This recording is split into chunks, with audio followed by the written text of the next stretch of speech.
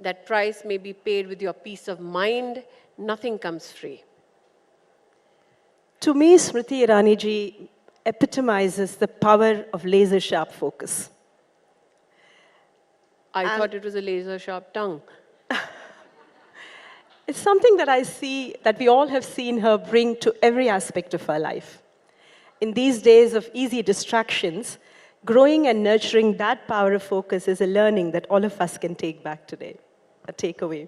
I think because I've learned very early that there is a price to pay, hence there is an understanding that what are the distractions that price extracts.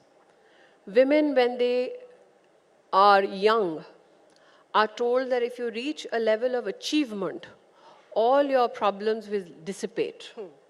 I see my senior colleague Tesse Thomas in the audience today. I remember, and with your permission, Tessie, I'll say this today, when I became Minister of Education, I remember walking into the IIT Council meeting. The room was filled with male scientists, and some of the most acclaimed ones. Tessie knows it, I know them, we won't name them.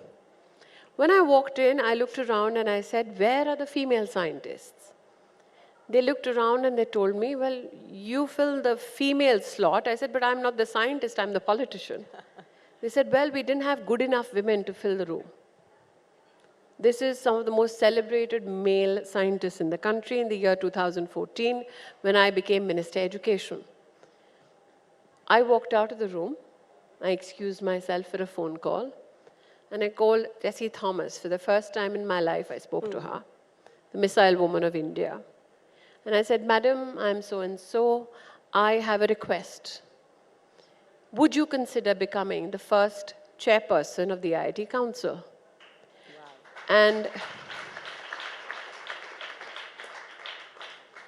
Tessie literally choked.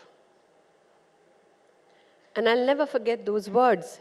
She said, you thought of me. A woman who could make missile systems in my country choked because I thought of her. She was a natural choice. The fact that this woman was not in that room spoke volumes. It's not that women of merit didn't exist. It is that somebody needed to open the door to such rooms and say, this is as much yours as the men in your field. So, my belief is, if you reach a particular position of excellence or achievement, remember there is a generation of women before us. Yes. The generation after mine is comparatively luckier. Yes. The generation before mine could never speak of equity, though there was much conversation around equality. Because if they spoke of equity, they were termed activists wherever they were at. Ye netagiri kar rahi hai. And so they did not want to pay that price for their careers.